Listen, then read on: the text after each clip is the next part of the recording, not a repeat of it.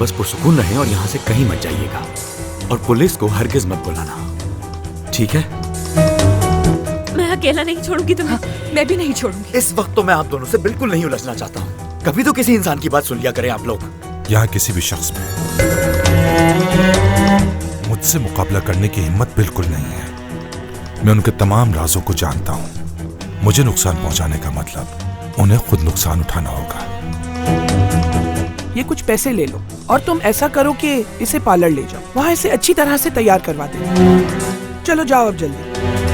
बाहर में गई तुम्हारी ये रकम मैं तुम्हें जान से मार आराम से डालूंगा। छोड़ो उसे। निकल जाओ यहाँ से। ये क्या हो रहा है? निकल जाओ।